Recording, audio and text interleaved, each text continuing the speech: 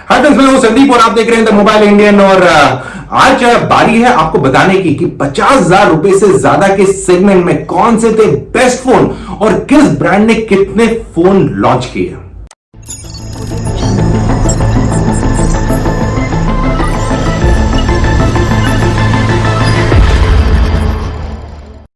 फिर स्टार्ट करते हैं बेस्ट स्मार्टफोन्स अबव 50,000 का रिपोर्ट कार्ड नंबर के खेलों के साथ। लेकिन उससे पहले एक नजर डाल लेते हैं हमारे स्पॉन्सर मीडियाटेक की तरफ से एक छोटे से मैसेज पे।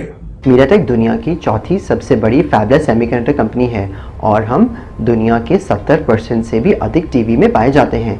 इसीलिए हम दुनिया की number 1 smart television chipset company है।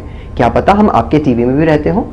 चाहे आपको 8K 4K स्ट्रीमिंग चाहिए, मीडियाटेक की एडवांस चिप्स और टेक्नोलॉजी टीवी को अपने स्मार्ट होम का सेंटर बना देती हैं। हमारे चिप्स टेक्नोलॉजी दुनिया के सबसे बड़े ब्रांड्स में पाए जाते हैं और मीडियाटेक को हमारी परफॉर्मेंस, बेहतरीन picture quality, artificial intelligence, voice technology के लिए चूज़ करते हैं।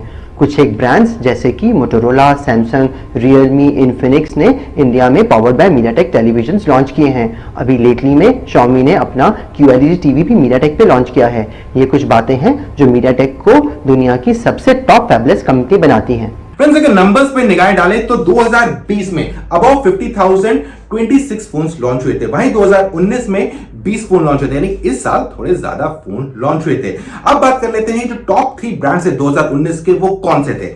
नंबर 1 पे था एप्पल जिसने 9 फोन लॉन्च किए थे अबाउट 50,000। उसके बाद था सैमसंग जिसने लॉन्च किए थे 8 फोन और तीसरे नंबर पे था वन प्लस जिसने लॉन्च किए थे खाली 2 फोन। अब बात कर लेते हैं इस साल यानी 2020 में कौन से थे टॉप 3 ब्रांड्स। नंबर 1 पे था एप्पल जिसने लॉन्च किए 13 फोन, यानी कि 50% फोन अबव 50,000 एप्पल ने लॉन्च किए थे।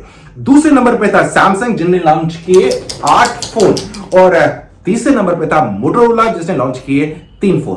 तो फ्रेंड्स, आपने देख लिया कि जो फ्लैगशिप का सेगमेंट है यानी कि 50,000 रुपए से ज्यादा का सेगमेंट किस किस ब्रांड ने अपना दमखम उसमें झोंक दिया था। अब बात कर लेते हैं इस सेगमेंट में अबाउट 50,000 में कौन सी थी बेस्ट डिवाइसेस। लेकिन उससे पहले एक छोटा सा मैसेज देख लेते हैं हमारे स्पॉन्सर इंडस ओएस की तरफ से। हम लाए हैं भारत का अपना ऐप स्टोर इंडस ऐप बाजार, जिसे उपभोक्ता इस्तेमाल कर सकते हैं इंग्लिश और 12 भारतीय भाषाओं में। उपभोक्ता इंडस ऐप बाजार से बिना ईमेल एड्रेस के रजिस्टर किए भी इस ऐप स्टोर को यूज कर सकते हैं। अपने मनपसंद एप्लीकेशन को डाउनलोड कर सकते हैं।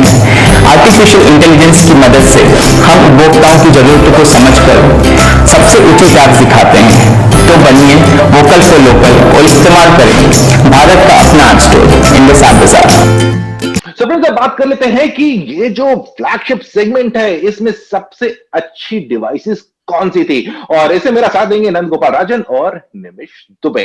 सबसे पहले स्टार्ट करते हैं नंदू के साथ। नंदू, आपको कौन सी डिवाइस लगी इस सेगमेंट में अबाउट 50,000 जिसने मार्केट में हड़कंप मचाया होगा? मुझे आईफोन 12 मिनी बहुत इंटरेस्टिंग डिवाइस लगा इस साल का, क्योंकि वो बहुत ही इनोवेटिव है।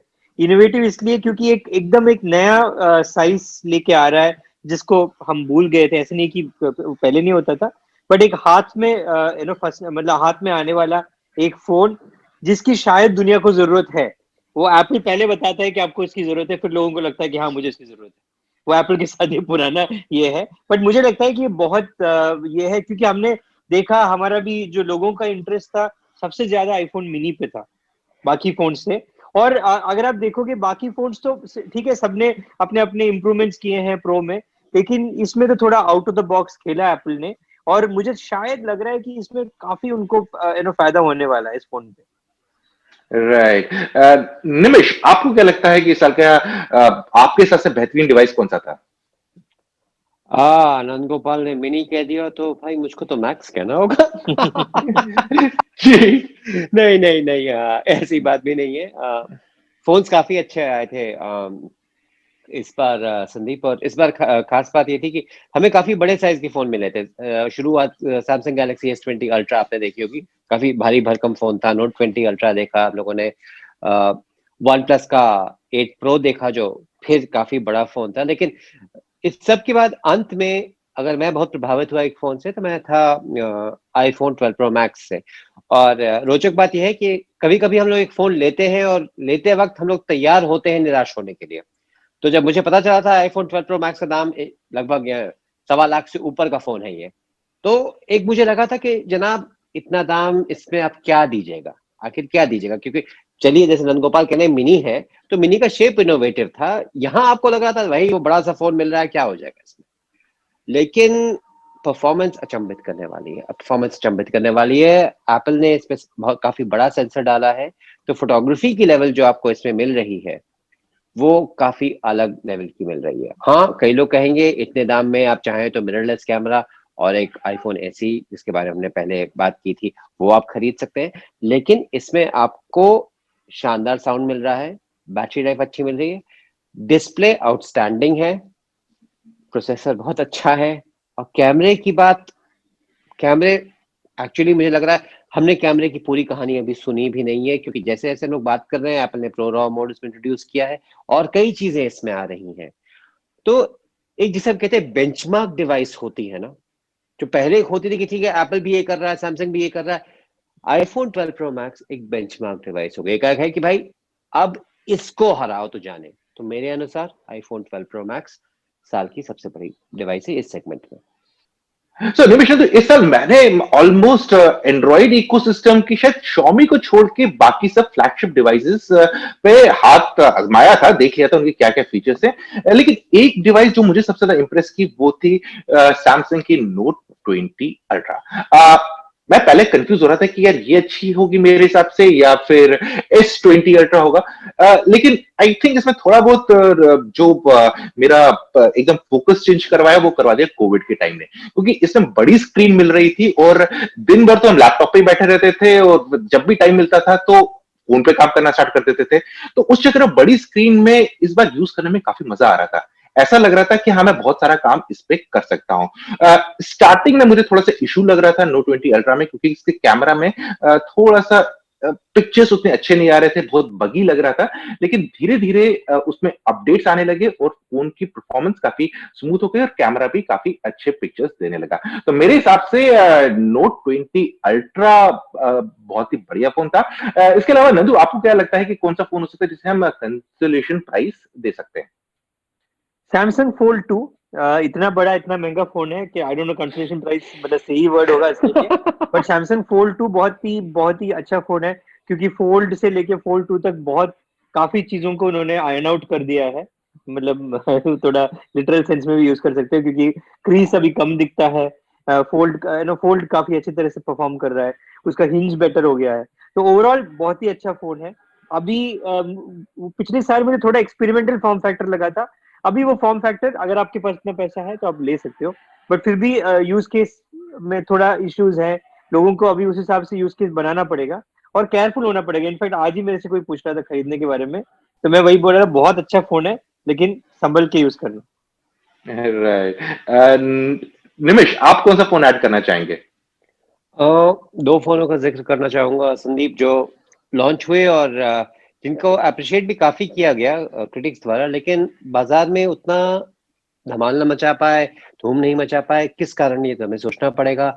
एक था वीवो का X50 Pro जो साल के शुरू में आया था और जिसमें अगर आपको याद है जिम्बल सिस्टम था स्टेबलाइजेशन का, वीडियो आप शानदार खींच सकते थे, डिजाइन बहुत सटीक साफ थी, और इस पे शायद ऑब्जेक्शन लोगों को ये था कि इसमें प्रोसेसर बहुत तेज नहीं था क्योंकि स्नैपड्रैगन 800 सीरीज का चिप नहीं था इसमें, तो इस पे ये प्रॉब्लम थी, लेकिन फोटोग्राफी बहुत शानदार थी, डिजाइन बहुत शानदार था उसका। एक्चुअली हम लोग वीवो V20 Pro भी अभी हम लोगों ने देखा था, तो एक डिजाइन लैंग्वेज वीवो ने साल के शुरू में उससे एस्टैब्लिश कर दी थी जो काफी अच्छी थी।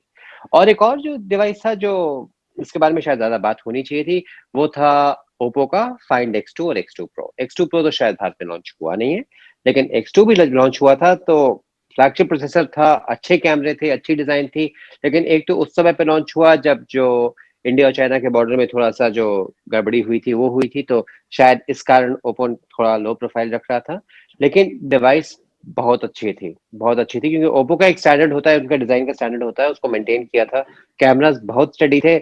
ओप्पो एक तरह से कहिए तो एक तरह से चाइनीज फोन का सैमसंग बन गया, एक स्टैंडर्ड आपको परफॉर्मेंस मिलता है। वो ओप्पो में आपको मिल गया था। शायद इन दोनों डिवाइसेस को ज्यादा बेहतर करना चाहिए था, शायद मार्केटिंग बेहतर हो सकती थी। चलिए, हम तो कम से कम कॉन्स्टलेशन प्राइस दे ही सकते हैं। बिल्कुल, बिल्कुल। और मुझे लगता है कि इस साल एलजी ने भी काफ़ी फ़ोन्स में यूनिकनेस लाने की कोशिश की। थोड़ा लीक से हटने की कोशिश की गई कि फ़ोन में कुछ नए-नए फीचर्स लाए जाए, जो डिज़ाइन की मोनोटोनी या जो बाकी सब लोग कर रहे हैं, उनसे अलग करे। और इसी कड़ी में उन लोगों ने इस साल एक फ़ोन लॉन्च किया था, एलजी विंग्स। डिज़ाइन काफ़ी अच्छा लगा, लेकिन मेबी लोगों को उसका जो प्राइस टैग है, वो इतना भाएगा नहीं, क्योंकि एलजी कंटीन्यूअसली फ़ोन्स भारतीय मार्केट में ला नहीं रहा है। तो वो एक रीज़न हो सकता है जो थोड़ा बहुत कंज्यूमर्स उस फ़ोन को इतना देख नहीं रहे। लेकिन अगर खाली फ़ोन के ऊपर बात करें, तो फ़ोन मुझे काफ़ी अच्छा लगा। निश क्राउड के लिए है, जैसे एक बार मैं नंदू से बात करता हूँ, कहते हैं निश क्राउड के लिए फ़ोन लगता है, लेकिन ओवरऑल डिज़ाइन अपील काफ़ी अच्छी थी और थोड़ा यूनिक लग रहा था।